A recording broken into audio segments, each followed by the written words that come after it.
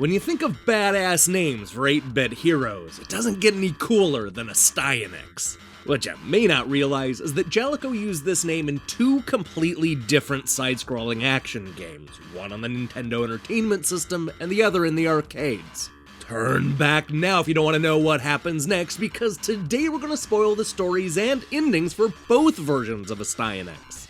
This is Game Over, the early years.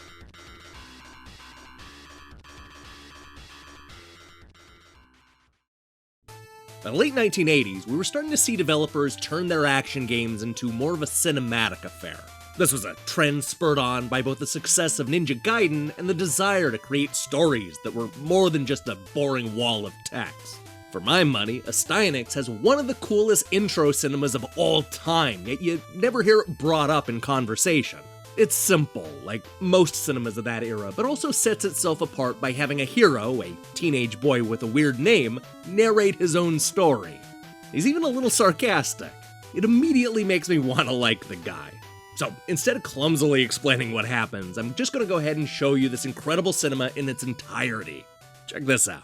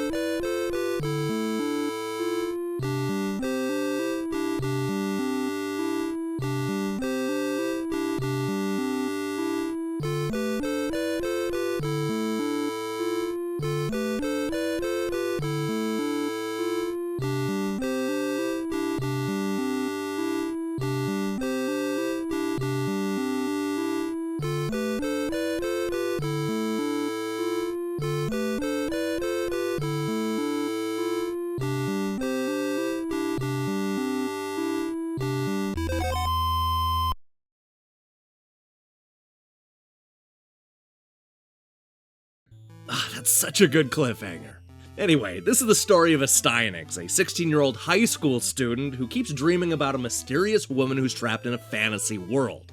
As it turns out, those dreams are trying to tell him something. They were specifically trying to warn him that a fairy named Cutie will transport our hero to a new world in order to save Princess Rosebud from an evil wizard named Blackhorn. Cutie talks about how he's the only person who can save the princess, and this vague crap about there being a wonderful miracle power within, which I guess is supposed to motivate the guy. But here's what sucks, he doesn't really have a choice in the matter. She reminds him at the end that the princess is the only person who can return our hero to Earth, so he either risks his life or is stuck here. Not cool, fairy. So Astyanax picks up the magic axe and sets out to hack and slash his way out of this violent fantasy hellscape. This starts in a palace that's been overrun by monsters and skeletons. This is Remlia, the home of Princess Rosebud, so our hero's first task is to fight Caesar, who shows up riding on the back of this gruesome creature who's somehow able to throw his own head. Despite that, Astyanax wins, and Blackhorn is not pleased. Out of the palace, our hero takes the Red Road Passage, which is a treacherous path filled with bottomless pits and even more skeletons. This leads to a cavern where Astyanax uses the natural platforms to climb up to the next boss. The fight this time is with this really cool version of Medusa, suggesting that his name may have more to do with the story than anticipated. Homesick and tired of fighting, Astyanax moves on to Ryogoku, which seems to be an ancient city that's been torn down by time. There's a mostly destroyed wall honoring the fallen soldiers, along with a crumbling road that has definitely seen better days. It all leads to a fight against whatever this is. It's like a face inside of a moving rock. I don't know. Either way, we win, which is really the only thing that matters. This concerns everybody back at Blackhorn's hideout, but don't worry, because they have a plan. The skeletons have strengthened the spell binding Princess Rosebud, which should make it harder to communicate with Cutie. In theory, this should give the evil wizard enough time to steal all of Rosebud's magical powers and rule the world. Time is of the essence, so it's off to race through the swampy marsh filled with mutant fish monsters. Now, on the other side of the marsh is Blackhorn's castle, which sits at the top of a very tall mountain. Astyanax and Cutie know that this is the final push, and it won't take long before they save the princess.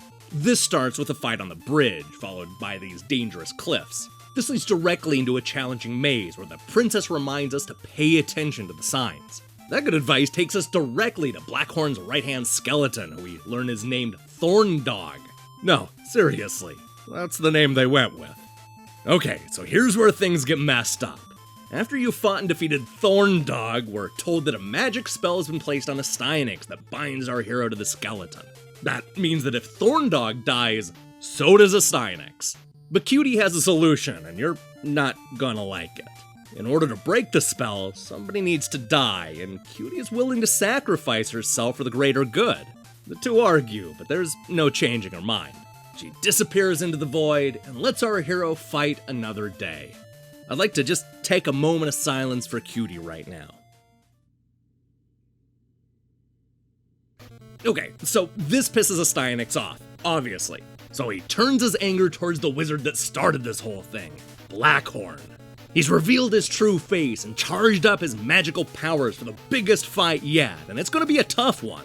And just when you think it's over, there's still a fire-breathing dragon to contend with. But don't worry, Astyanax has memorized the patterns and really wants to get home. Here's what happens next.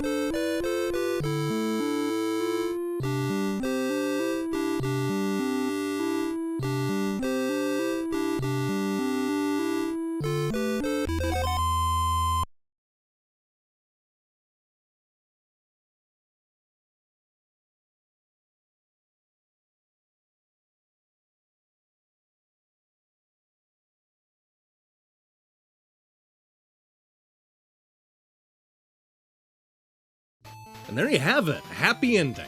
You gotta love how Astyanax had absolutely no interest in sticking around. Wanna go back to Remlia for a party? Nope. But we could maybe hook up and you could eventually become king. Hell no, I have an algebra test to get back to. I mean, I don't know about you, but I probably would have stuck around a while to see some of the good parts of this fantasy world. That's just me. Anyway, I like how sweet this ending turns out to be, and the twist at the end with Cutie is perfect. Okay, maybe a little sappy, but after all that hacking and slashing, I'll take a little sappy. Now, most people probably know Astyanax through the NES game, but did you know that Jaleco also made an arcade game with the same name? Well, not exactly the same name, because their 1989 coin-op was actually called The Astyanax.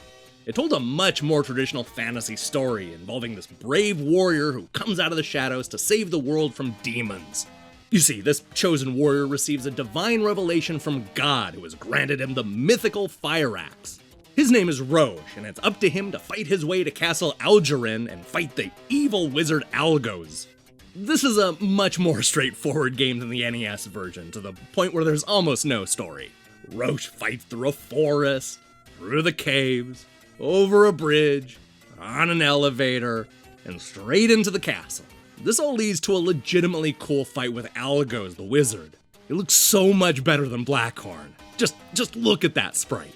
Anyway, you eventually beat him. Before you have a chance to celebrate, our hero discovers a massive twist. When Algos dies, a wall opens up and reveals a new level, one apparently designed by H.R. Giger. It's a bizarre alien world so familiar that you're not even going to be a little surprised when it ends up with a fight against a xenomorph. Here's what happens next.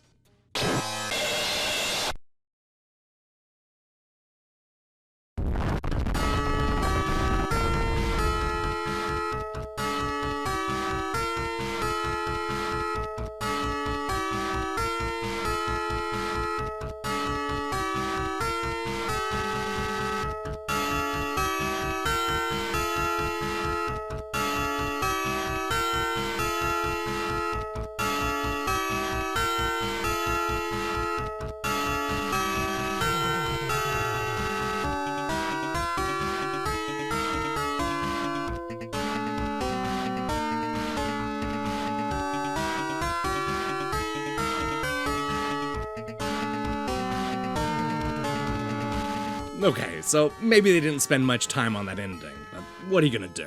I feel like all their energy went to creating these amazing looking boss fights. I mean, just look at that thing. Or this giant dragon, it's huge. Hell, even this puny four-armed man is kind of amazing. What this game lacks in a killer ending, it more than makes up for with badass bosses. And with a name like Astyanax, I'm expecting there to be at least something that's badass.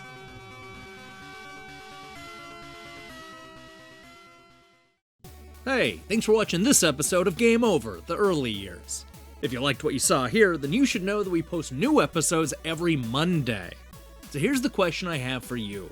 What's the worst name for a hero character? This is a tough question. My mind immediately went to characters like Tingle and Dr. Robotnik, but those aren't really hero characters.